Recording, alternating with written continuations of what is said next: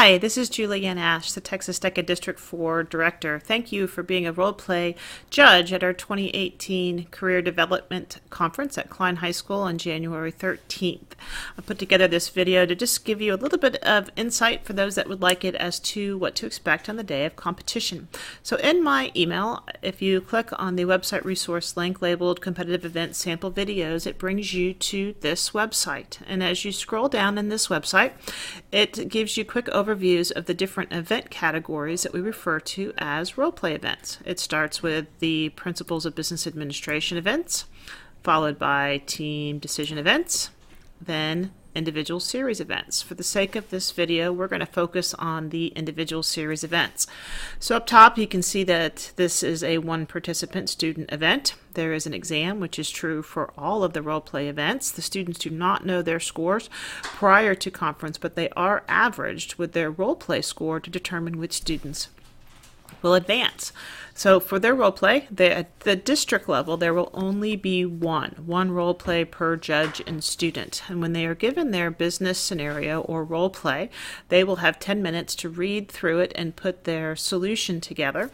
And then they will have 10 minutes to present that solution to you, the judge, and you will be scoring them on how well they communicate that.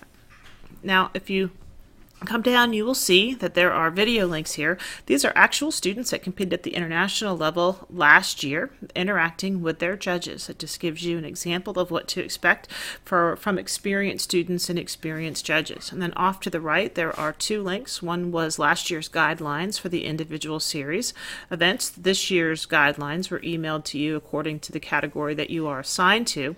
But then it also provides you the sample scenario that the video correlated to. So if you were to click on that sample scenario, it's going to look something like this. At the top is just a summary of the event itself, the cluster, the pathway, and the instructional area that it was focused on, followed by the participant instructions. The first two pages are what the student will see on the day of competition. First is the procedures, and then the performance indicators. These are very important because not only do the students have to read the event situation and understand it, they have to incorporate these particular performance indicators into their solution as to how they would adapt to that particular case study scenario. That is followed then by the event situation itself for the students. Now, pages 3 and 4 are the judge's instructions. So the students will not see this on the day of competition. You will see it as the judge. So these are your procedures. From the judge's perspective, your role play characterization, and what you will have on yours that the students certainly do not have is questions at the end of it. So every scenario will give you, the judge, 2 to 3 questions to ask every participant. You are not limited to those questions, but you do need to ask the same questions to every student. And the last 2 pages are about the evaluation instructions. So the first one gives you some interpretation levels of what we mean by exceeds expectation, all the way down to little to no value.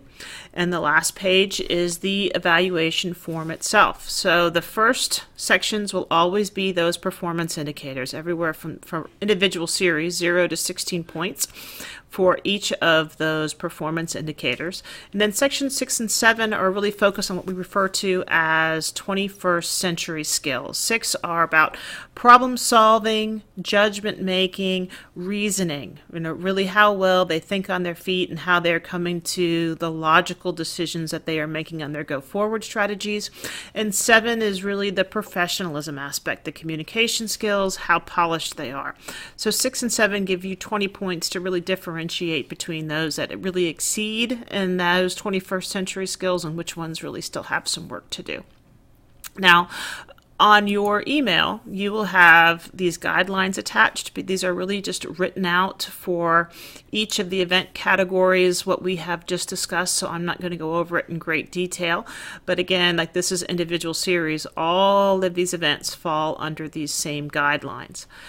There's an Excel spreadsheet attached to your email. So let's say in your email, I say you are going to be a principals event. You can find your name under the principals event category and then go over to the left and you can see that you will actually not just be a principals event, but you will be in the principles of business management and administration event. So that just gives you a little bit of forward knowledge as to what to be expecting for your event on the day of the 13th.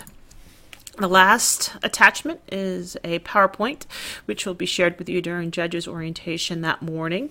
It's just for those of you that might like to have an opportunity to glance through it. It is a summary of what we just discussed. Dress code is going to be asked to be professional or at least business casual, no jeans, shorts, sneakers, flip-flop sandals, etc. What to expect from the students, another overview of the case study, the evaluation, and just a couple final comments. So our students have been working so hard and do truly appreciate you volunteering your time. If you have any questions, feel free to email me at jash1@kleinisd.net. I will do my best to get back to you promptly, and thank you so much.